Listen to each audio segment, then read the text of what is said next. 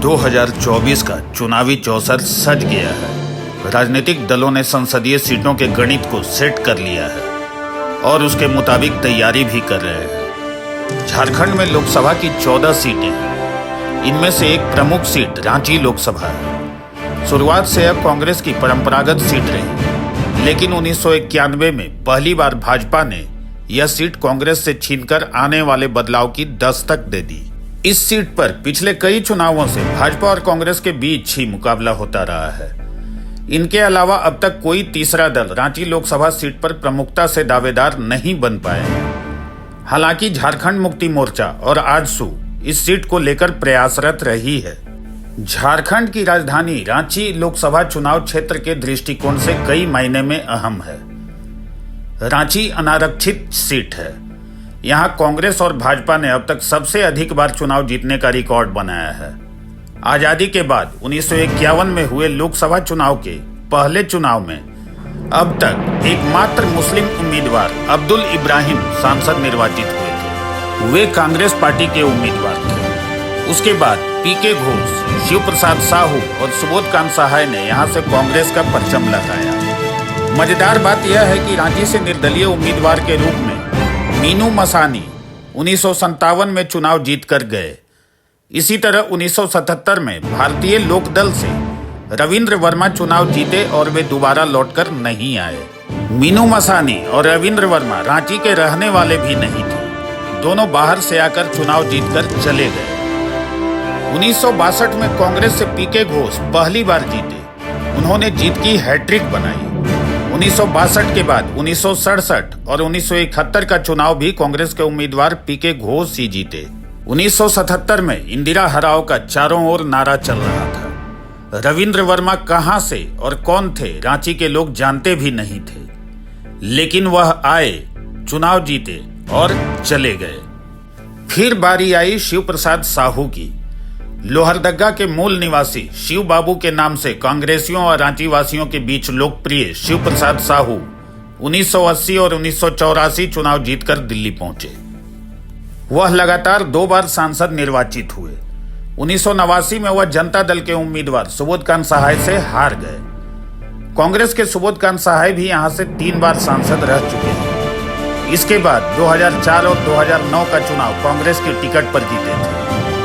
1991 के बाद से रांची में भारतीय जनता पार्टी का दबदबा कायम हो गया। रामटहल चौधरी 1991 से लगातार 5 बार चुनाव जीतते आए। 2004 और 2009 में वह सुबोध कांत सहाय के हाथों हार गए।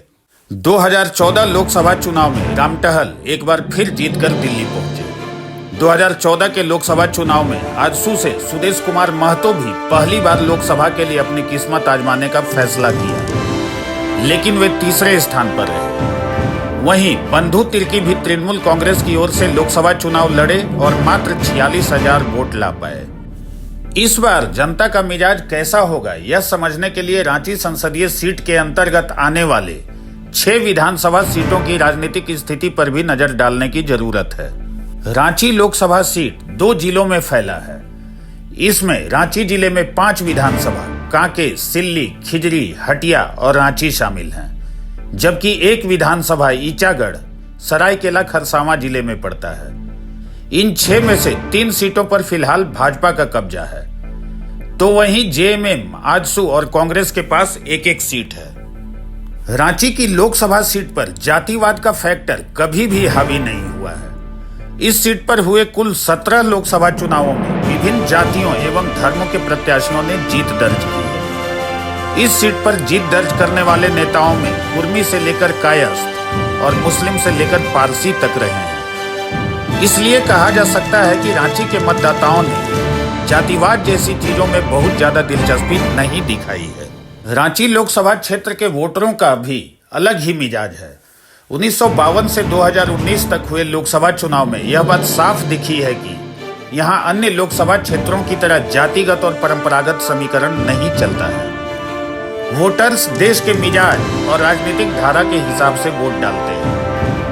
वैसे तो इस क्षेत्र में शुरू से कुर्मी, आदिवासी और दलितों की संख्या ज्यादा रही है, लेकिन यहां चुनाव जीतने वाले नेता मुस्लिम, पारसी, बंगाली, साहू और कायस्थ रहे हैं। रामटहल चौधरी ने लगातार 5 बार इस सीट से लोकसभा चुनाव जीता तो यह धारणा बनी कि यहां से कुर्मी उम्मीदवार ही जीत सकता है। लेकिन 2019 में जब रामटहल निर्दलीय चुनाव लड़े तो उन्हें 30,000 वोट भी नहीं मिले। तब यह बिल्कुल साफ हो गया कि यहां जातिगत समीकरण का कोई रोल नहीं था। रांची के वोटर्स का मिजाज समझना आसान नहीं है। वहीं दूसरी तरफ भाजपा के टिकट पर चुनाव लड़ने वाले संजय सेठ ने, जो कभी पंचायत स्तर का भी चुनाव नहीं लड़े थे, मोदी लहर में आसानी से रांची जैसा संसदीय सीट जीत लिया और वो भी एक रिकॉर्ड मतों के अंतर से। रांची के सांसद के रूप में संजय सेठ के कामकाज और संसद में उनकी भागीदारी को लेकर द डेली गार्डियन ने पिछले ही वर्ष एक सर्वे किया था, जिसके मुताबिक लोगों से पूछा गया था कि लोकसभा चुनाव में क्या आप उम्मीदवार के नाम पर वोट डालेंगे।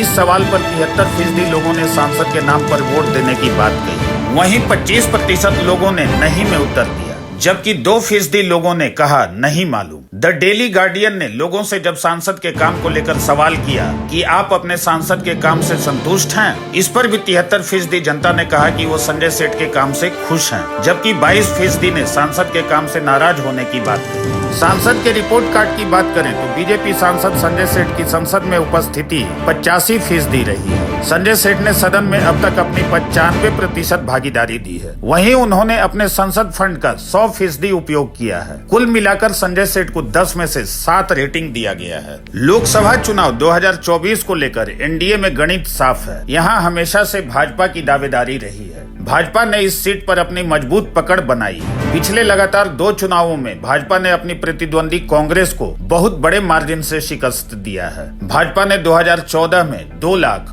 और 2019 में 2.25 लाख वोटों के अंतर से कांग्रेस को शिकस्त दी थी। हालांकि कांग्रेस के सुबोधकांत सहाय ने भी इस सीट पर लोकसभा चुनाव में 3 बार जीत दर्ज की है। वह भाजपा को टक्कर देते रहे हैं। कांग्रेस की अगुवाई में बने गठबंधन इंडिया में फिलहाल रांची लोकसभा सीट पर दावेदारी कांग्रेस की है। पिछले लोकसभा चुनाव में इस सीट पर कांग्रेस के उम्मीदवार ने चुनाव लड़ा था। हालांकि झामुमो भी रांची लोकसभा सीट पर लगातार पैठ बनाने का प्रयास कर रहा है, लेकिन इंडिया गठबंधन में सहयोगी होने के कारण उम्मीदवार के लिए कांग्रेस ही प्रमुख दावेदार रहे। कुल मिलाकर फिर से रांची लोकसभा सीट पर भाजपा और कांग्रेस आमने सामने होगी। देशपत्र ब्यूरो रिपोर्ट। जुड़िए हमारे चैनल से और लेटेस्ट अपडेट के लिए हमारा चैनल सब्सक्राइब कीजिए और बेल आइकॉन प्रेस कीजिए।